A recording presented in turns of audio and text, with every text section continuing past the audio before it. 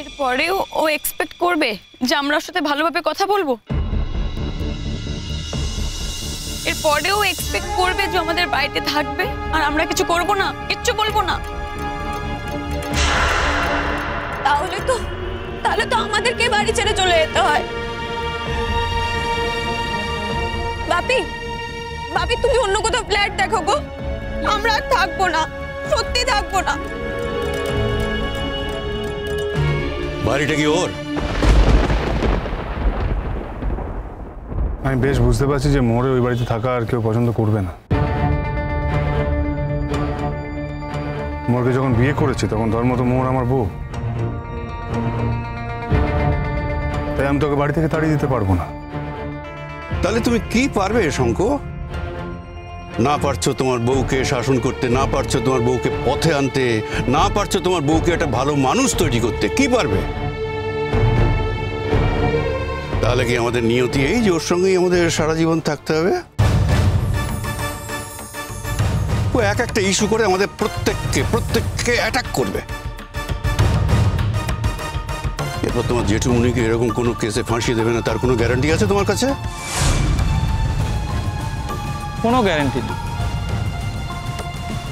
শোনো জেঠুমনি, আজ একটা কথা পরিষ্কার বলে দিই এখানে দাঁড়িয়ে।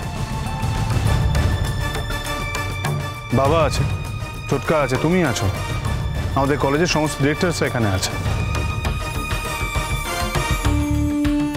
ইভেন আমাদের স্যার ম্যাডামরাও আছে। আমি কিন্তু পরিষ্কার একটা কথা জানিয়ে দিচ্ছি,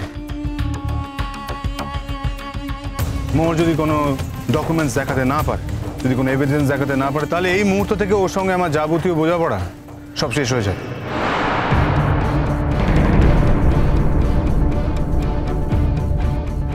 কালকে ফুলসজ্জা গেছে বলে মোহর কোনো অন্যায় করলে সেটা আমি মেনে নেবো, এরকম কিন্তু মানুষ আমি নই, তোমরা সেটা ভালো জানো। আমি শঙ্খদীপ রায়চৌধুরী, মেনে নেব না। জানি তো শঙ্খ, জানি তো। তাহলে ব্যবস্থা কর, বল। ওরা তো শুধু মুখে বলছে, কোনো প্রমাণ দেখাতে পেরেছে? বল, কোনো প্রমাণ তো এখনো পর্যন্ত দেখাতে পারেনি। প্রমাণ ছাড়াই এত বড় আন্দোলন হয়? হ্যাঁ, কোনোদিন সম্ভব? তার থেকেও বড় কথা, ওখানে ছিল না তো, ও তো নিজের চোখে কিছুই দেখেনি। কোথা থেকে একটা মেয়ে এসে আমার বিষয়ে কী সব বানিয়ে বানিয়ে বললো। আরে কলেজের সামনে, সবার সামনে, আমার মেয়েদের সামনে আমাকে এভাবে হেনস্থা করা হচ্ছে। বল শঙ্খ, এগুলো মেনে নেওয়া যায়? তুই তোর ইন্টেনশন বুঝতে পারছিস, তুই তো বুঝতে পারবি শঙ্খ, তুই তো ইন্টেলিজেন্ট। কর না, এটা কিছু ব্যবস্থা কর, কথা বল, দেখ।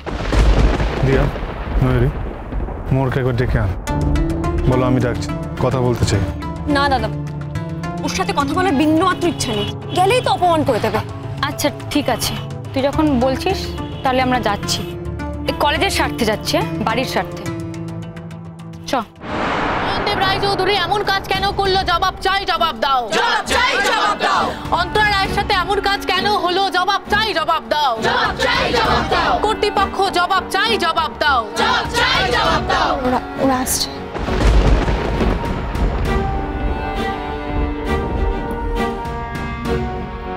মোহর,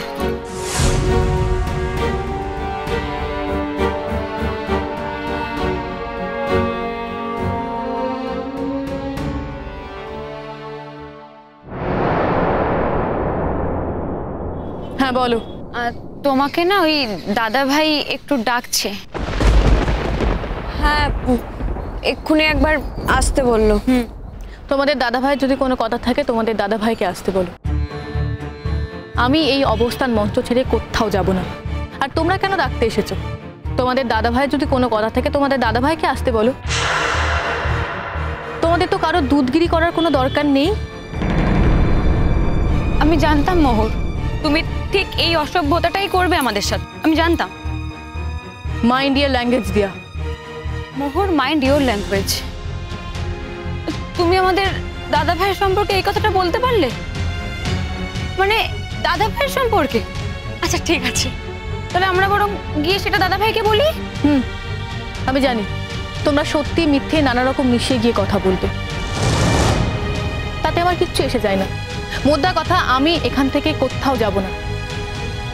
তোমার দাদা ভাইয়ের কথা থাকলে তোমার দাদা ভাইকে আমাকে ডেকে নিয়ে যেতে বলো, কিন্তু তোমাদের ডাকে আমি কোথাও যাব না।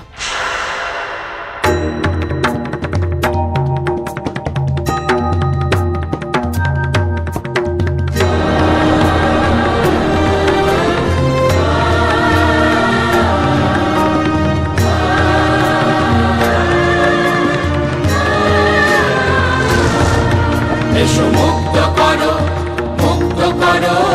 অন্ধকারের এই রাত। এসো মুক্ত করো অন্ধকারের এই রাত। এসো শিল্পী, এসো বিশ্বকর্মা, এসো স্রষ্টা। এসো শিল্পী, এসো বিশ্বকর্মা, এসো স্রষ্টা। রসরূপ মন্ত্র দ্রষ্টা। ছিন্ন করো বন্ধনের এই অন্ধকার। এসো মুক্ত করো অন্ধকারের এই রাত। দিকে দিকে ভেঙেছে যে শৃঙ্খল, দুর্গত দলিতেরা পায় বল। দিকে দিকে ভেঙেছে যে শৃঙ্খল, দুর্গত দলিতেরা পায় বল।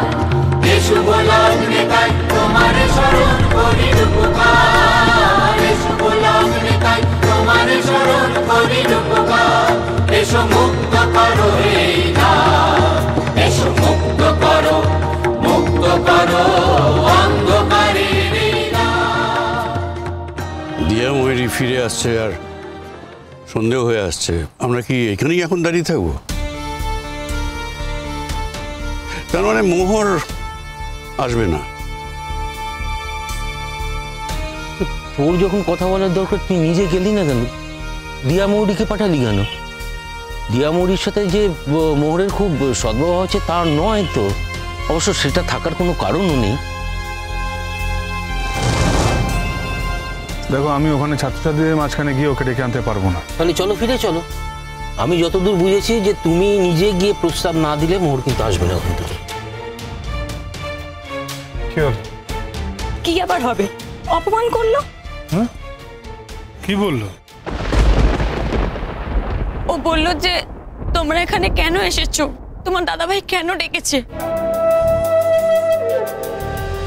ও আচ্ছা, অত্যাচারীর কালো হাত শক্ত করবার জন্য ডেকেছে।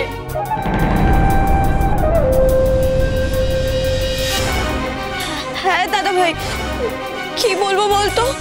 আর এটাও বললো তো যে তোমরা এখানে কেন এসেছো। তোমার দাদাভাইয়ের যদি সৎ সাহস থাকে তো তোমার দাদাভাই আমাকে সামনে এসে ডাকুক না, তোমরা কেন এসেছো। ভাব দাদাভাই সবার সামনে এইভাবে বললো যে তোমাদের সাথে তো কোনো সম্পর্কই স্বীকার করি না, তোমরা কে। ইস, এই কথা বললো? হ্যাঁ জেঠুমণি, এই কথাটাই বললো। আমরা তো এই জন্যই যেতে চাইনি ওর কাছে। দাদাভাই বাপ সবার সামনে কি অপমানটাই না করলো। আচ্ছা ও তো আমাদের বৌদি হয় বল, সবাই তো জানে ওখানে যে আমাদের বৌদি হয়, সবার সামনে বললো তোমাদের সাথে কোনো সম্পর্কই স্বীকার করি না। আর দাদাভাই তোর নামে কত কথা বললো।